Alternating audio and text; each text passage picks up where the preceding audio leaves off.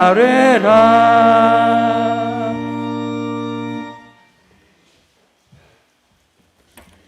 하나님 아버지 감사합니다. 오랜 가정의 달이며 오늘 5월 마지막 주일 주님 앞에 부름받은 모든 성도들이 원건 각처에서 주님 부름을 받은 이 시간에 주님을 찬양하게 하신 것 감사합니다. 왜 우리를 부르셨습니까? 하나님을 찬송하며 찬양하게 하기 위해서 우리를 부르셨사오니 하나님의 모든 은혜가 감사할 따름입니다. 그러나 하나님 앞에 우리는 불순종하며 하나님의 명을 거역하면서 살아갑니다. 세상에 보이는 것이 더 크기 때문에 세상을 사랑할 때도 있었습니다. 그러나 우리는 주님 앞에 감사함으로 서는 귀한 시간이 되기를 원합니다. 하나님이 가장 기뻐하신 것이 무엇입니까? 믿음이 없이는 주님을 기쁘시게 못한다고 했사오니 믿음을 가지고 주님 앞에 나아가는 모든 성도들의 소원을 들어주시옵소서. 우리의 간구를 들어주시고 우리의 기도를 들어주시고 우리의 모든 형편을 아시는 주님, 이 시간 하나님의 임재하심이 이 교회 위에 나타나기를 원합니다. 성령의 역사가 나타나기를 원합니다. 하나님의 말씀은 살았고 운동력이 있어 좌우의 날선 금보다 더 예리하여 우리의 영과 혼과 골수를 쪼개기까지 하며 우리를 보고 계시는 주님, 우리는 커다란 코로나19 전염병 앞에서 무기력하게 살아가고 있습니다. 그러나 너희는 담대하라. 내가 세상을 이겼노라. 주님을 믿는 성도들의 삶 속에 나타나기를 원합니다. 아버지 하나님, 세상을 두려워하지 않게 하여 주시고 정말 하나님의 자녀답게 하나님의 영광을 위해서 쓰임받는 모든 성도들의 삶이 되게 하여 주시옵소서. 아버지 하나님, 이 교회를 사랑하신 주님, 이 교회는 그리스도의 몸이며 그리스도의 지체들이 모여서 찬양하고 기도하며 하나님의 영광을 위해서 쓰임받는 귀한 교회오니 하나님께서 간섭하여 주시고 어려움 속에서도 이기게 하신 아버지의 그 사랑이 차고 넘치는 교회가 되게 하여 주시옵소서. 아버지 하나님, 사랑하는 성도들의 눈물을 아시는 주님, 고통당하는 성도들이 있습니다. 병들어 누워있는 성도들도 있습니다. 아버지 하나님, 찾아가 주셔서 사랑하는 딸들아, 아들들아, 왜 너희들이 염려하고 근심하느냐? 내가 이 모든 것을 짊어지고 이겼다고 하신 주님의 음성을 들을 수 있는 모든 성도들이 다 되기를 원합니다. 이 시간도 은혜 받기 위해서 성전에서 또한 영상제배로 드리는 모든 성도들의 그 믿음 속에 하나님이 역사하여 주시옵소서.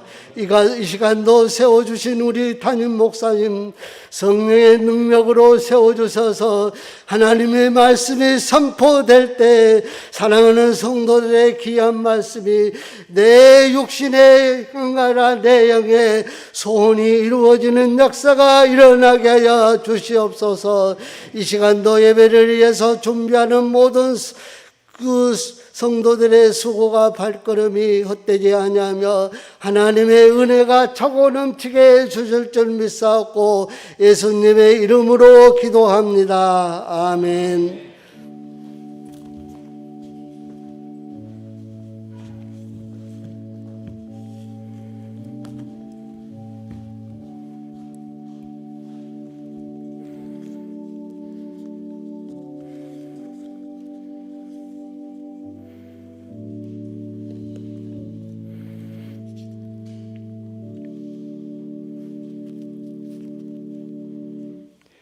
함께 은혜 받으실 하나님의 말씀은 이사야서 30장 18절입니다. 구약성경 1002페이지 이사야서 30장 이사야서 30장 18절 하나님의 말씀 읽어드립니다. 그러나 여호와께서 기다리시나니 이는 너희에게 은혜를 베풀려 하심이요 일어나시리니 이는 너희를 긍휼히 여기려 하심이라. 대저 여호와는 정의의 하나님이심이라. 그를 기다리는 자마다 복이 있도다. 아멘. 오늘 말씀의 제목 주보에 실어드린 거에서 한 단어가 더 붙습니다. 그러나 여호와께서 기다리시니 그를 기다리는 자마다 복이 있도다 라는 제목으로 하나님의 말씀 증거하겠습니다. 신앙생활을 하는 데 있어서 가장 중요한 것 중에 하나가 인내하는 것입니다. 20년, 30년 목회를 하는 목회자도 마지막까지 인내하지 못해서 무너지는 것을 보게 되고, 젊은 날 또 나이 들어서까지 힘써 신앙생활을 했는데 끝까지 인내하지 못하는 일을 만나게 되어 무너지는 성도님들을 보게 됩니다. 그래서 신앙생활을 하는 데 있어서 가장 중요한 것 하나만을 이야기할 수는 없지만 가장 중요한 것 중에 하나로 인내를 우리가 생각하게 됩니다. 성령의 9가지 열매를 한번 잘 생각해 보시기 바랍니다. 모두 인내하는 것과 관련되어 있습니다. 성령의 충만함을 받은 사람들의 가장 큰 특징 중에 하나가 인내하는 것이죠.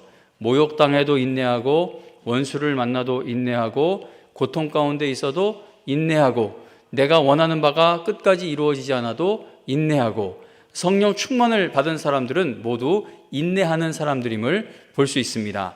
하나님께서 우리가 인내할 수 있게 하시기 위해 성령님을 보내주신 것을 보면은 신앙생활에서 인내하는 것이 얼마나 중요하고 꼭 필요한 일인가를 알 수 있다는 겁니다. 히브리서 12장 2절에 보면은 예수님께서 십자가를 지신 것을 두고 예수님이 십자가를 참으셨다라고 표현을 합니다. 베드로후서 3장 9절에 보면 하나님께서 우리를 위하여 오래 참고 계신다라는 사실을 알려줍니다.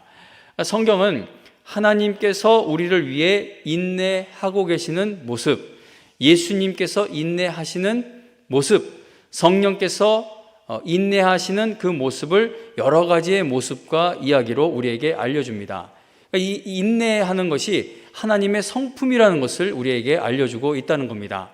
그러므로 하나님 아버지를 닮아가야 하며 예수 그리스도를 따라야 하며 성령의 인도함을 받아야 하는 하나님의 자녀들에게서도 인내하는 모습의 그 삶과 신앙의 모습이 나타나야 할 것입니다. 우리가 인내하기 위해서는 기다리고 있는 일의 결과에 대한 확신이 있어야 할 것입니다. 그러니까 인내한다라는 것을 기다린다라는 말로도 표현할 수가 있는 것이죠. 기다리고 있는 일의 결과가 확실할수록, 그러니까 내가 지금 이루어지기를 바라고 있는 그 일의 결과를 확신하게 될수록 인내할 수 있는 힘을 낼 수 있게 됩니다. 그러나 기다리고 있는 일의 결과에 대한 확신이 흔들리게 될수록 인내하는 것이 힘들어지게 됩니다. 운동 경기를 한번 생각해 보겠습니다. 운동 경기를 뛰는 선수가 패할 것에 대한 두려움에 사로잡히게 되면 그 경기의 결과가 지는 것이다 라고 그렇게 생각을 하기 시작하면 이길 수 있는 경기도 패하게 됩니다. 그러나 이길 수 있는 가능성이 아무리 작아도 선수와 팀이 온 마음과 힘을 다하여 경기를 뛰면은 그들이 가지고 있는 실력 이상의 힘을 발휘할 수 있게 됩니다. 그러니까 결과에 대해서 어떤 확신을 갖느냐에 따라 지금 현재의 모습이 변하게 된다는 겁니다. 그리스도인이 낙심된 마음과 흔들리고 있는 믿음을 다시 일으켜 세우기 위해서는 하나님께서 이루실 일에다 소망을 두어야 합니다. 즉 하나님께서 결과를 책임져 주실 것에 소망을 두어야 우리가 믿음을 다시 회복할 수 있고 마음을 다시 추스릴 수 있게 됩니다. 하나님께서 결과를 책임져 주실 것을 믿으면 믿게 될수록 우리는 인내할 수 있는 힘을 얻을 수 있게 됩니다. 하나님을 믿는다는 것은 하나님께서 이루어 주실 일을 기다린다는 말과도 같습니다. 그러므로 우리가 하나님을 잘 기다리지 못하는 것은 하나님께서 최종적으로 결과를 책임져 주실 것에 대한 믿음이 없다는 말과도 같습니다. 우리가 하나님을 기다리지 못하여 인내하지 못하는 가장 큰 이유 중에 하나는 모든 상황이 내가 원하는 방향과는 정반대로 흘러가게 될 때가 많기 때문입니다. 지난 3월에 백혈병을 앓고 있는 한 청년을 돕기 위해 긴급 헌혈 부탁을 드린 적이 있습니다. 청년 하나가 백혈병을 앓고 있는데 특정 혈액형이 필요합니다. 영광교회 성도님들 중에 그 혈액형이 있으신 분들은 헌혈을 부탁드린다고 광고를 했던 적이 있습니다. 그 청년이 지난 5월 2일에 소천하였습니다. 영광교회 성도님은 아니지만 어머니가 투병 중인 그 아들을 병 간호하기 위해 서울에 올라와 계시는 동안 영광교회에서 새벽 예배를 꾸준히 드리셨습니다.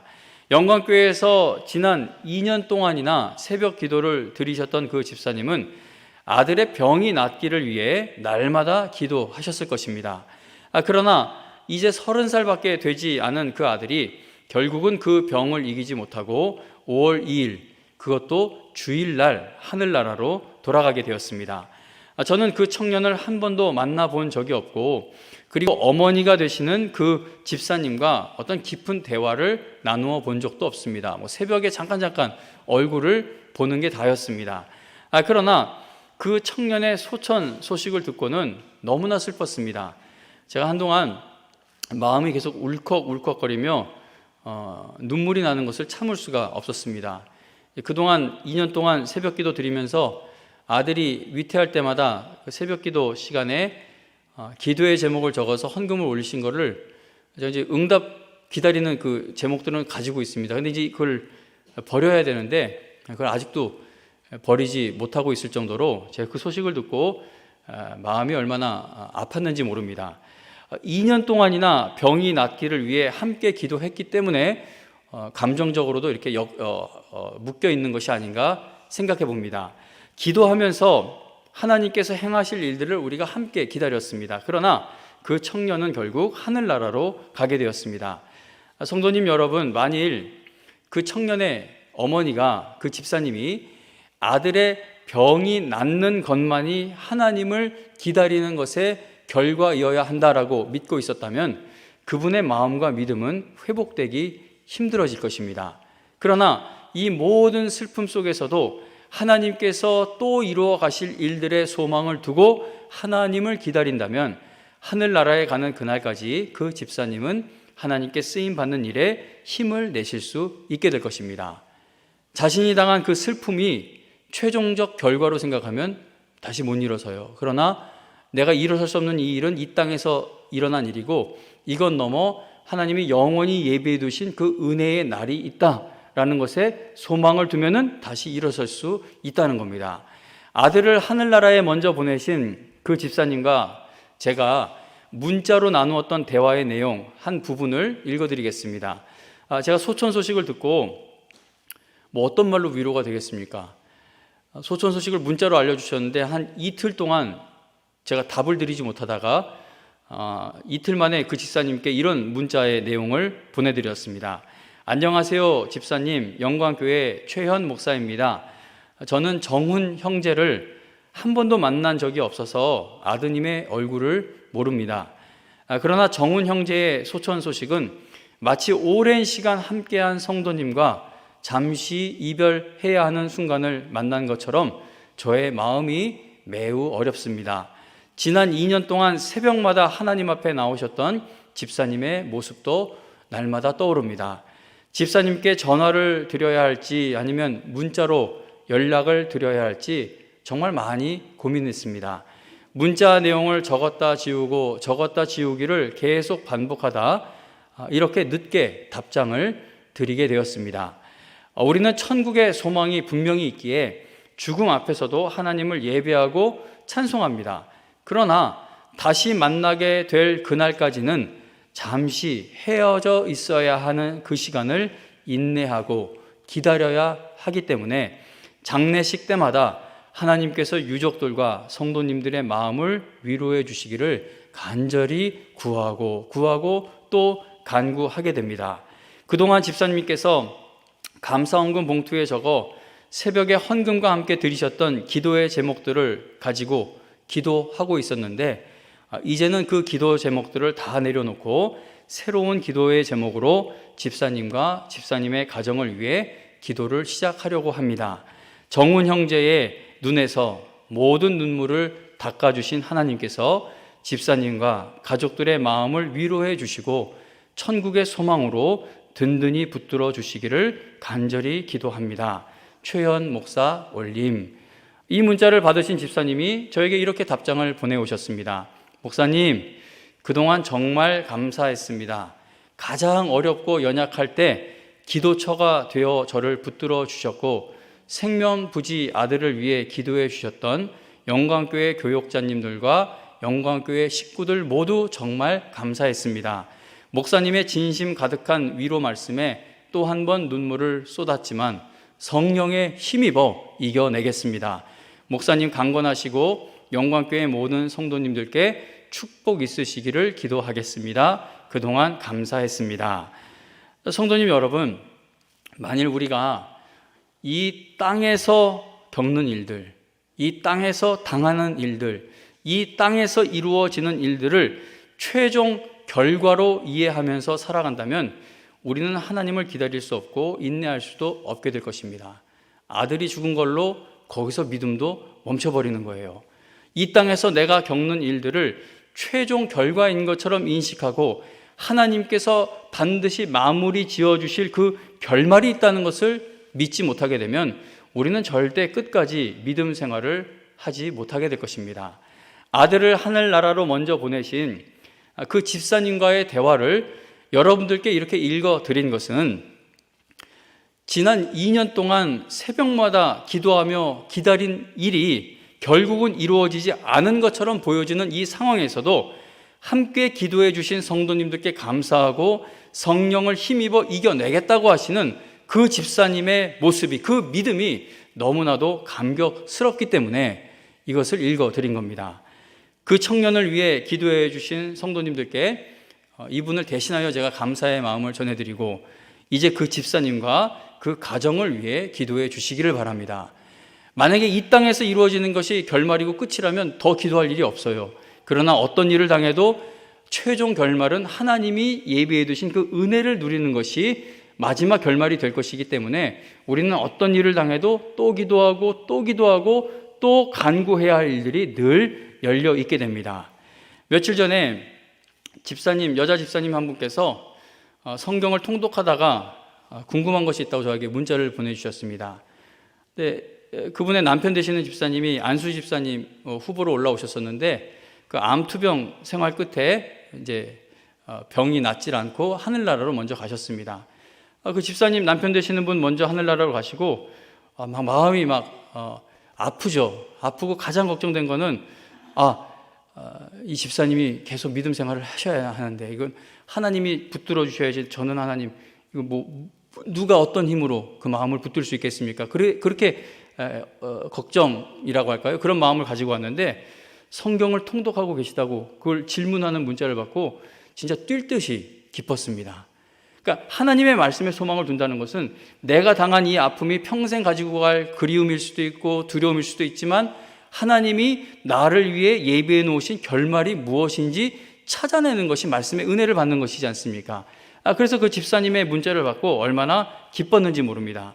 하나님을 기다리는 사람들은 내가 간구하던 것과 정반대되는 일이 일어나도 결코 기도가 멈추지 않습니다. 왜냐하면 이 땅에서 겪는 모든 일들은 우리가 영원히 겪어야 하는 최종적 결과가 아니기 때문입니다. 이 땅에서 나를 아무리 무너뜨리고 쓰러뜨리는 일들을 만나도 성도는 결코 망할 수가 없습니다. 왜냐하면 마지막 완결을 짓는 것은 하나님 아버지께 달려있는 일이기 때문입니다. 우리가 영원히 누리게 될 그 결말은 오직 하나님 아버지께서 정하신다는 겁니다.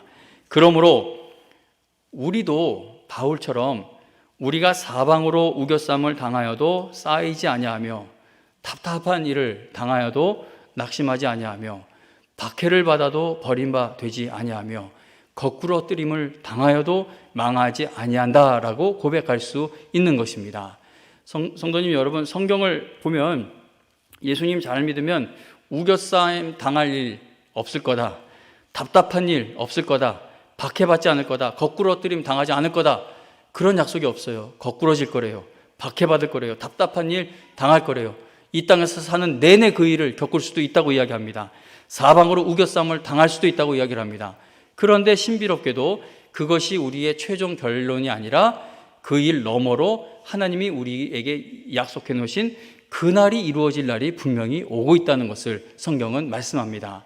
하나님께서 정하신 결말이 있다는 것을 믿는 성도는 내가 원하는 것과 정반대되는 일들이 일어나도 그 일을 끝까지 잘 감당하고 인내하며 하나님을 기다릴 수 있게 됩니다. 다윗이 밧세바 가정에 저지른 그 끔찍한 죄로 인해 하나님께 벌을 받게 됩니다. 하나님께서 선지자 나단을 다윗에게 보내셔서 다윗의 아기가 다윗 집안의 그 아이가 이제 죽게 될 것이라고 알려주십니다. 다윗은 나단이 말한 대로 그 아이가 이제 병들어서 시름시름 앓게 되자 아이를 살려달라고 하나님께 간절히 기도하기 시작합니다. 다윗은 얼마나 간절히 기도했냐면 금식하며 기도했고 그 자기 집으로 가서 그 바닥에 엎드려서 밤을 지새우며 기도했습니다. 그러자 집안에 있는 노인들이 오랜 시간 동안 다윗을 섬겨온 사람들이 다윗에게 이제 그만 일어나시고 몸을 추스리시라고 간절하게 권했지만 다윗이 그 말을 듣지 않았습니다. 그들과 함께 먹지도 않으면서 그렇게 기도를 간절하게 했습니다. 그런데 그러던 중 7일째 되는 날 아이가 죽게 됩니다. 다윗의 종들은 아이가 죽었다는 사실을 다윗에게 전하는 것을 두려워했죠. 왜냐하면 종들이 이렇게 생각을 합니다. 아이고, 이 아이가 살아있을 때도 다윗 왕이 우리 말을 듣지 않고 저렇게 슬퍼하면서 하루 종일 금식하며 기도했는데 아이가 죽은 것을 우리가 어떻게 왕에게 알려줄 수가 있냐?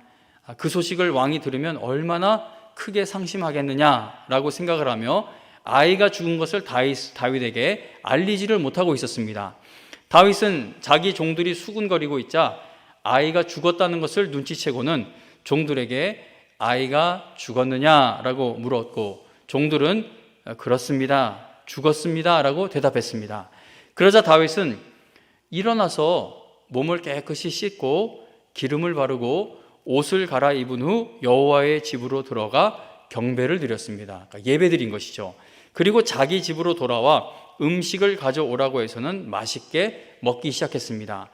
그러자 종들이 다윗에게 이게 어찌 된 일입니까? 아이가 살아있을 때는 왕이 금식하시고 그렇게 울고 또 우시더니 지금 아이가 죽었는데 일어나서 이렇게 음식을 드시다니요. 이게 어찌 된 일입니까? 라고 물었습니다. 다윗은 그런 질문을 하는 사람들에게 아이가 아직 살아있을 때 내가 금식하고 운 것은 혹시 여호와께서 내게 은혜를 베푸셔서 아이를 살려주실지도 모른다는 생각 때문이었다. 하지만 이제 그 아이가 죽었으니 왜 금식하겠느냐? 내가 그 아이를 되돌릴 수 있겠느냐? 나는 그 아이에게로 갈 테지만 그 아이는 내게 돌아오지 못한다라고 대답을 해줍니다. 아이가 이 땅에서 죽게 된 것은 자신이 지은 죄의 결과이지만 그러나 다윗은 하나님께서 자신에게 약속하신 그 은혜의 날들, 하나님이 계획하고 계신 하늘의 뜻이 이루어지는 그 은혜의 결말이 있다는 것을 믿은 겁니다. 그래서 그는 큰 슬픔을 이겨낼 수가 있었고 자기가 지은 죄로 인해 괴로워하는 그 마음도 추스리고 하나님 안에서 잘 이겨낼 수 있게 된 것입니다. 요셉이 형들을 비롯해 자신에게 큰 죄를 지은 사람들에 대한 원망과 복수할 마음을 전혀 갖지 않을 수 있었던 것은 이 땅에서 당하는 최악의 일들이 내가 영원히 감당해야 할 결과가 아니라 하나님께서 이루어 가실 영원하신 뜻과 계획이 있다는 사실을 분명히 믿었기 때문입니다.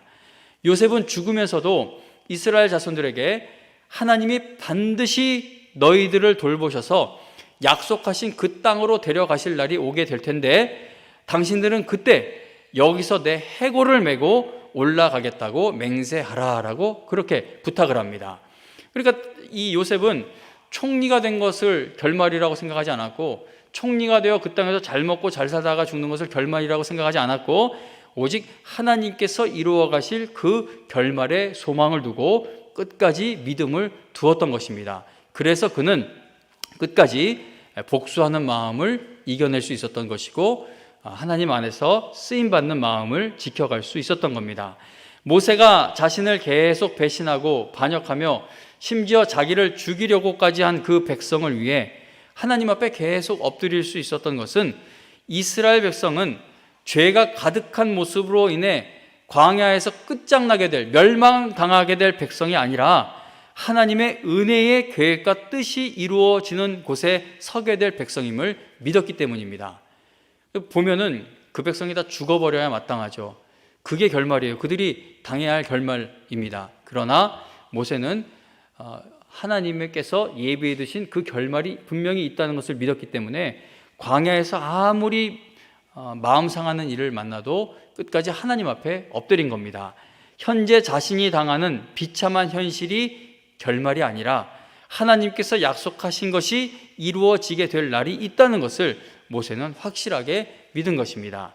스데반 집사님이 복음을 전하는 자신을 향해 돌을 던지는 자들을 위해서 끝까지 기도할 수 있었던 것은 그는 자신이 돌에 맞아 죽는 것이 모든 일의 결말이 아니라 복음을 주시고 또 그 복음이 이루어질 것을 약속하신 하나님께서 최종적으로 반드시 이루실 일들이 있다는 사실을 믿었기 때문에 그는 인내할 수 있었고 돌을 던지는 자들을 위해서도 기도할 수 있었던 겁니다.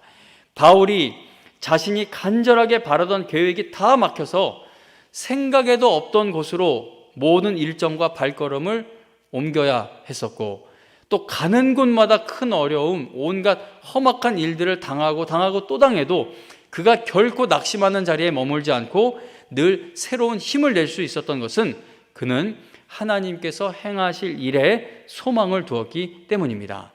12사도를 보면은 사도 요한을 제외한 나머지 사람들이 다 순교했죠.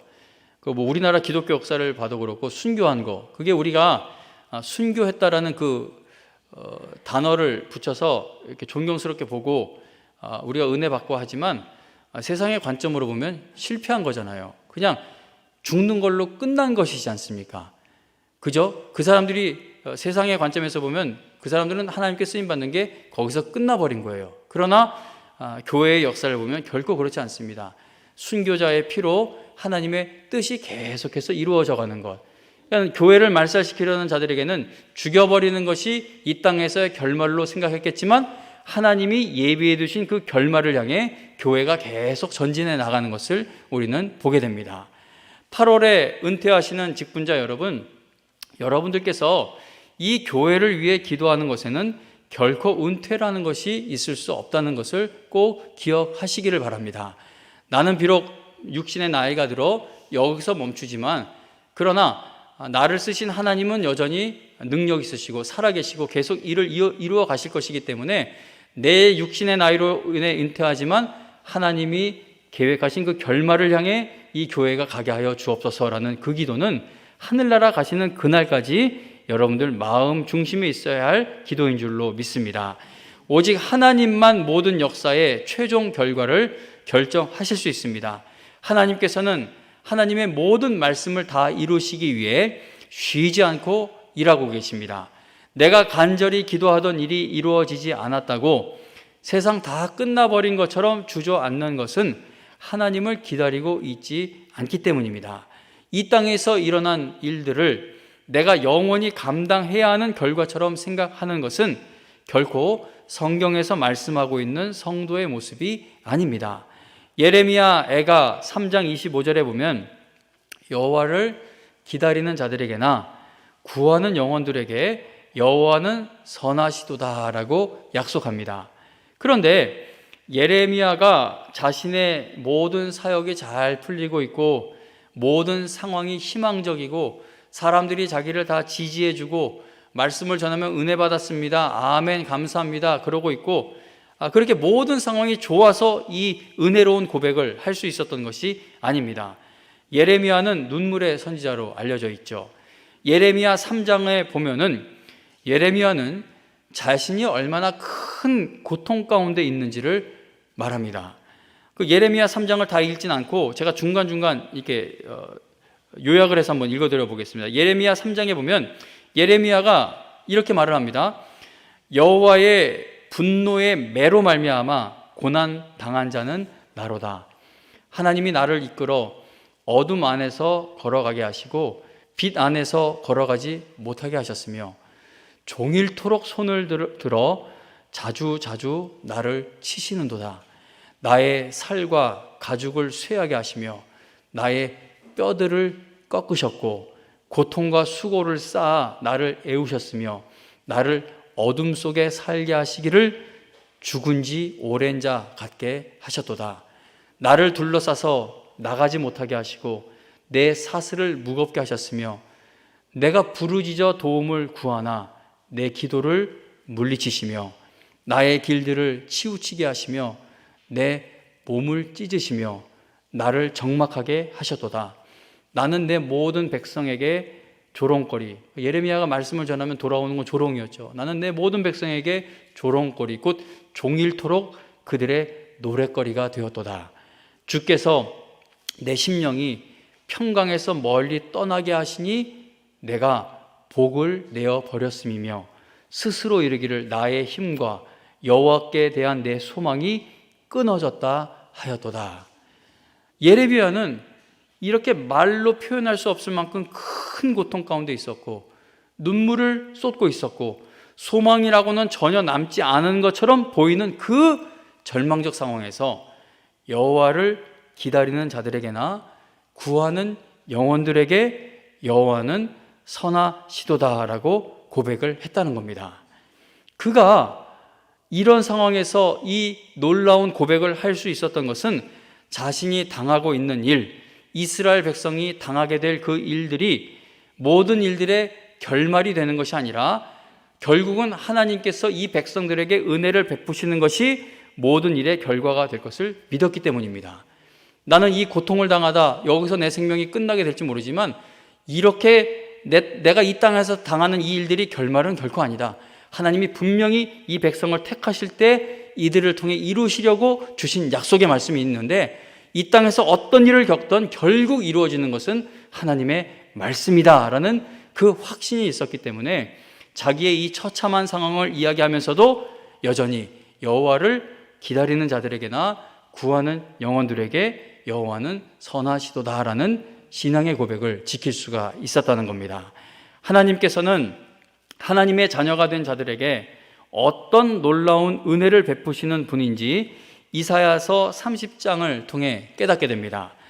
우리가 읽은 이사야 30장 18절 말씀에 보시면 하나님을 기다리는 자마다 복이 있다고 이야기를 하죠. 근데 18절에 보면은 그러나라는 말로 시작됩니다. 그래서 그러나, 그러니까 그럼에도 여호와께서 너희를 기다리신다라는 것은 18절 이전에 있는 말씀이 뭔가 부정적인 것이 있는 것이죠. 그런데도 하나님이 너희들을 기다리신다 이런 뜻이지 않습니까? 그러나라고 말하고 있는 것은 이전의 내용이 부정적이기 때문입니다. 이사야서 30장 1절부터 17절까지의 말씀을 읽어보면은 이스라엘 백성이 하나님 앞에서 얼마나 큰 죄를 짓고 있고 그래서 그들이 하나님께 벌을 받고 다 싹 다 망해버려야 마땅한 백성이라는 사실을 알려줍니다. 제가 1절부터 이사야서 30장 1절부터 17절 말씀의 부분을 우리말 성경 번역, 쉽게 번역된 성경으로 읽어드려 보겠습니다. 18절의 말씀이 있기 전에 어떤 말씀이 먼저 있었는지 읽어드립니다. 여호와께서 말씀하신다. 재앙이 있을 것이다. 고집불통 자식들아, 내 뜻을 무시하고 계획을 세우고 내 영을 무시하고 다른 이와 동맹을 맺으면서 죄에 죄를 더하고 있구나.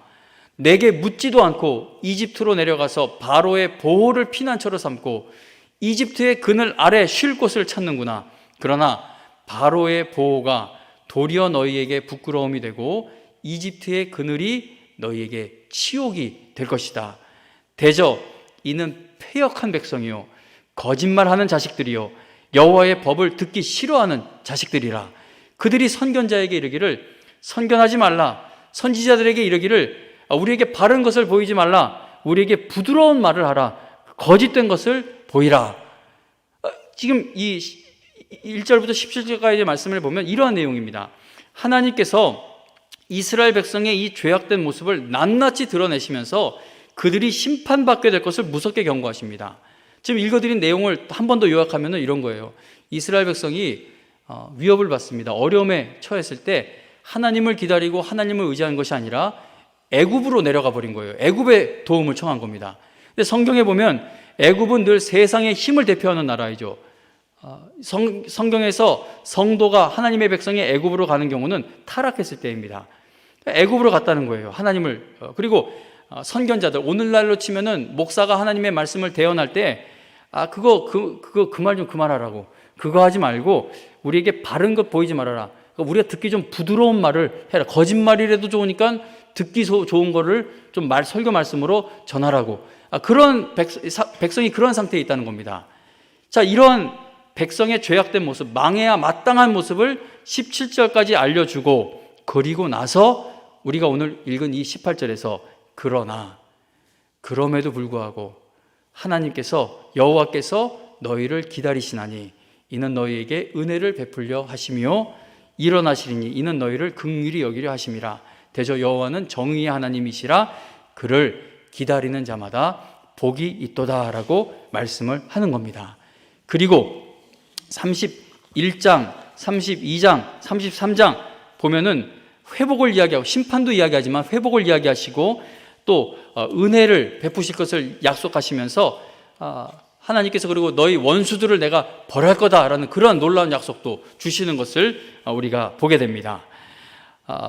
지금 이 30장의 내용을 요약해서 알려드렸듯이 여호와께서 이스라엘 백성을 기다려 주실 필요가 전혀 없는 상황이죠.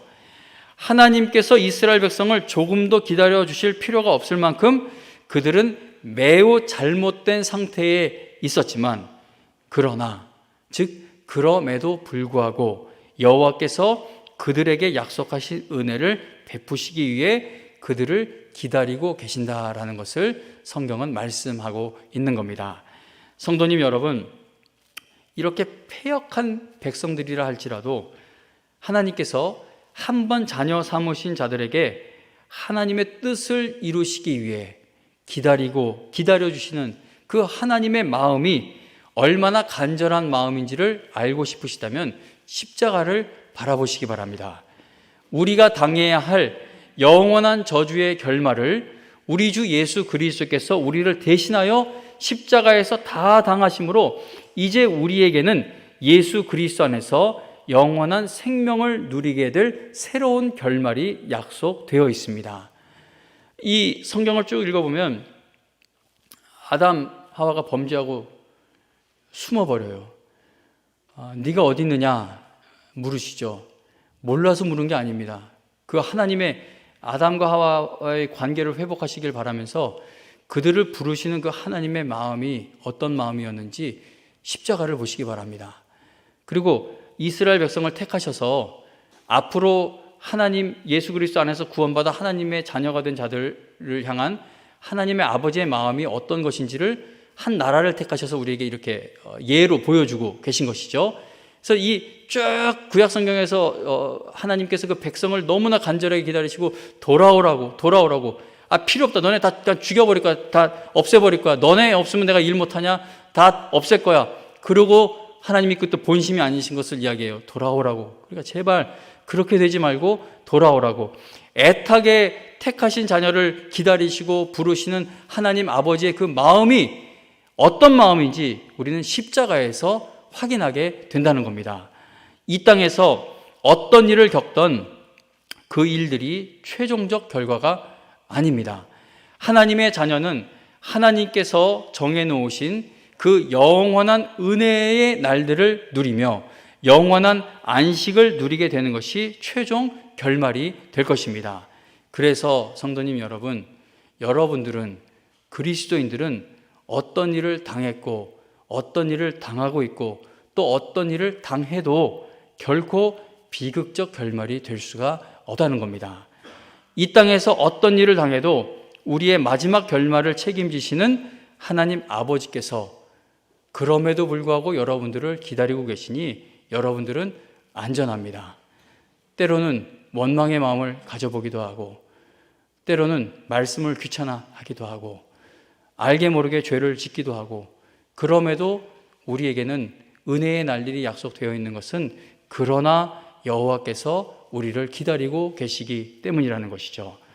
그러나 여호와께서 너희에게 은혜를 베푸시려고 기다리고 계신다라는 이 하나님의 말씀이 오늘 여러분들에게 큰 위로와 힘이 될 수 있기를 바랍니다. 세월은 살같이 빠르게 간다고 하지 않습니까? 40 중반이 되니까 정말 더 실감되고, 어떤 분이 그래요. 그 접종하는 거에 있어서 자꾸 이제 노인 그러니까 자기가 노인인 건 알겠는데 내가 노인으로 분류되는 나이에 들어간 게 슬프다고 이야기를 하십니다. 세월은 엄청 빨리 가죠. 여러분들이 못 견딜 것 같은 그 일들도 지나가는 일들이 될 겁니다. 의미 없이 지나가는 일이 결코 아니에요. 왜냐하면 하나님께서 정해놓으신 영원한 은혜를 누리는 그 결말을 향해 가고 있는 과정이기 때문에 어떤 슬픈 어떤 아픔을 당해도 이 모든 일들이 결국은 우리를 단련시켜서 정결하게 순금이 되어 나오는 것처럼 우리가 하나님이 이루실 일들, 주시는 그 은혜의 날을 맞이하게 될 것입니다. 이 땅에서 사는 동안 어떤 일을 당하던 하나님께서는 반드시 나에게 은혜 베푸실 날을 영원히 준비해 두고 기다리고 계시다는 것을 굳게 믿으셔서 여러분 모두 여러분들을 기다리고 계시는 놀라운 은혜의 하나님을 만나게 되는 복을 받게 되시기를 주님의 이름으로 축원합니다.